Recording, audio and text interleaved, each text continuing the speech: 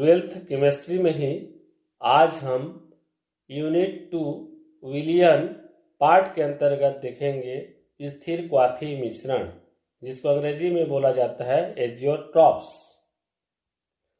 Azeotropes या स्थिर क्वाथी मिश्रण किसको बोलेंगे? वह विलयन जो बिना संगठन में परिवर्तन के एक ही ताप पर आश्रित होता है, स्थिर क्वाथी मिश्रण कहलाता है। देखिए, स्थिर क्वाथी मिश्रण या एजियोट्रॉप का मतलब यह है, मान लो हम कोई दो विलयन लिए, ठीक है, और दोनों विलयन में से वो जो विलयन जिस ताप पर उबलता है या जिस ताप पर आश्रित होता है, तो दोनों को मिला दिया जाए, यह दो कंडीशन बनेगी। या तो वो जो पहले उबलते थे उस ताप से उच्च ताप पर उबलेंगे, जिसको हम उच्च कथन एजियोट्रॉप बोलते हैं, और या तो जो उबलते थे वो जो विलयन है जिस ताप पर आश्रित होता था उस ताप से कम ताप पर आश्रित होगा एक साथ अपना संगठन में बिना परिवर्तन के, तो इसको हम स्थिर क्वाथी मिश्रण कहते हैं। और जो कम ताप पर बॉइल्ड होगा, आश्रित होगा, उसको हम निम्न क्वथन एजियोट्रॉप बोलते हैं। तो इसी आधार पर ये दो प्रकार के होते हैं, पहला निम्न क्वथन एजियोट्रॉप और दूसरा उच्च क्वथन एजियोट्रॉप्स। देखते हैं क्रमशः। पहला है निम्न क्वथन एजियोट्रॉप। नाम से पता चल रहा है निम्न क्वथन माने कम क्वथनांक वाला स्थिर क्वाथी मिश्रण।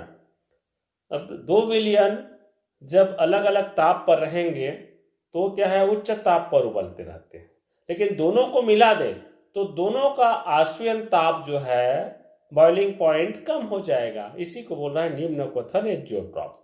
तो इसी से संबंधित देखते हैं कुछ महत्वपूर्ण बातें।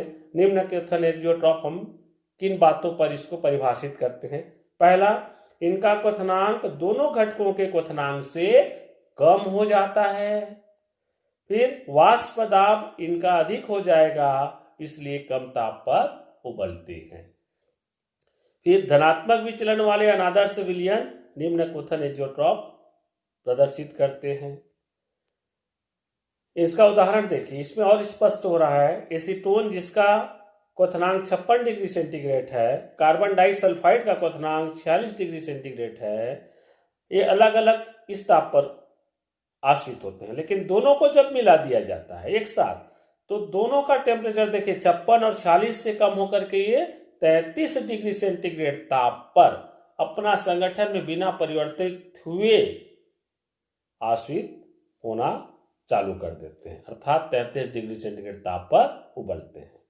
एक ग्राफ से भी आपको स्पष्ट हो जाएगा। देखिए यहाँ पे एसीटोन, यहाँ पे देख ले ताप को हम ऊपर की प्रदर्शित किए हैं और एसीटोन की कार्बन डाइसल्फाइड की प्रतिशत मात्रा को इस प्रकार से।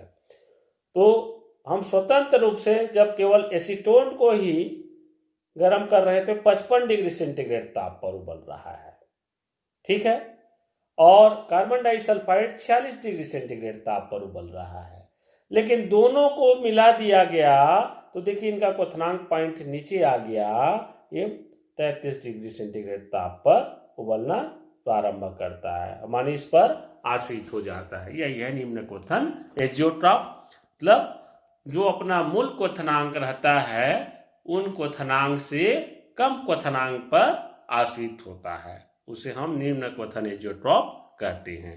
तो ये ऐसा द्रव मिश्रण होता है। उच्च क्वथन एजियोट्रॉप इसका उल्टा हो जाएगा। मतलब अगर दो विलयन हैं, वो उनकी जो क्वथनांक होती है ना, अलग अलग क्वथनांक होगी। अगर दोनों द्रव को मिला दिया जाता है, जिसको हम स्थिर क्वाथी मिश्रण बोलते हैं, और उनको गर्म करें, तो दोनों का जो आसवन पॉइंट एक जो आएगा जिस ताप पर उबलेगा, वो अपने मूल आसवन पॉइंट से या बॉइलिंग पॉइंट से अधिक हो जाता है, तो उसको हम उच्च क्वथन एजियोट्रॉप कहते हैं।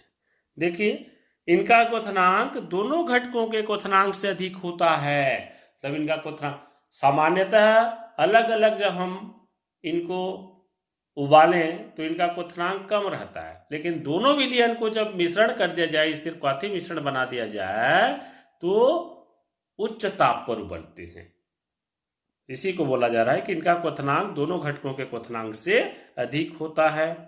अच्छा, दोनों विलयन को मिला दिया जाता है तो इनका वाष्प दाब कम हो जाता है, और चूंकि वाष्प दाब कम होगा तो उसको उच्च ताप पर उबलना पड़ेगा, अधिक ताप की आवश्यकता होती है। हम पढ़े हैं ना, द्रव कब उबलता है? जब उनका वाष्प दाब एक वायुमंडलीय दाब के बराबर हो जाता है। तो वाष्प दाब कम हो गया है तो एक वायुमंडलीय दाब लाने के लिए ताप को बढ़ाना पड़ता है ना, तब वो जो है एक वायुमंडलीय दाब जब प्राप्त होगा तभी उबलता है। इसलिए वो चौकथन एजियोट्रॉप होते हैं। ये ऋणात्मक विचलन वाले अनादर्श विलयन उच्च क्वथन एजियोट्रॉप प्रदर्शित करते हैं। ये इनका उदाहरण है। इसलिए हम बोल सकते हैं, देखिए उदाहरण से, एसीटोन जो 56 डिग्री सेंटीग्रेड जिनका क्वथनांक है और क्लोरोफॉर्म का क्वथनांक 61 डिग्री सेंटीग्रेड है। हम अलग अलग इनको आश्रित करें या उबालें तो इस ताप पर उबलता है, लेकिन जब दोनों को मिला देते हैं, दोनों का मिश्रण बना देते हैं, तो इनसे भी उच्च ताप 65 डिग्री सेंटीग्रेड ताप पर उबलता है। देखते हैं इस ग्राफ में भी, देखिए यहां पे दिखाया गया है एजियोट्रॉप। किसका एजियोट्रॉप? एसीटोन का। तो एसीटोन कितने में उबल रहा है?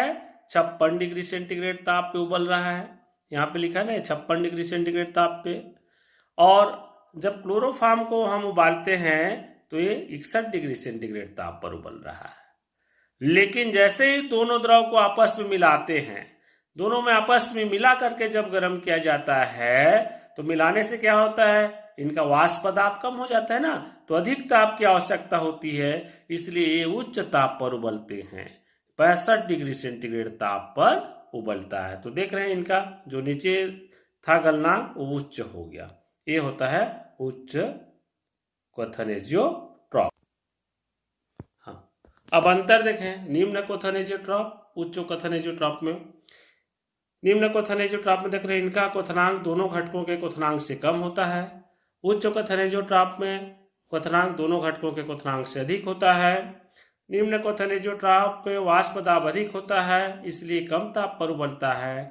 उच्च क्वथन एजियोट्रॉप में वाष्प दाब कम होता है, इसलिए अधिक या उच्च ताप पर उबलता है। निम्न क्वथन एजियोट्रॉप धनात्मक विचलन वाले अनादर्श विलयन होते हैं। उच्च क्वथन एजियोट्रॉप ऋणात्मक विचलन वाले अनादर्श विलयन होते हैं। और उदाहरण जो हमने देखा, एसीटोन जो 56 डिग्री सेंटीग्रेड पर उबलता था, कार्बन डाइसल्फाइड 46 डिग्री सेंटीग्रेड पर उबलता था, वो कम होकर के 33 डिग्री सेंटीग्रेड पर उबलता है जब दोनों को मिला दिया जाता है। इसी प्रकार से वो जो उदाहरण देखे थे, एसीटोन 56 डिग्री सेंटीग्रेड पर उबलता है, क्लोरोफॉर्म 61 डिग्री सेंटीग्रेड पर उबलता है, लेकिन जब दोनों द्रव का आपस में मिला देते हैं तो इनका वाष्प दाब कम हो जाता है, इसलिए उच्च ताप 65 डिग्री सेंटीग्रेड ताप पर उबलता है।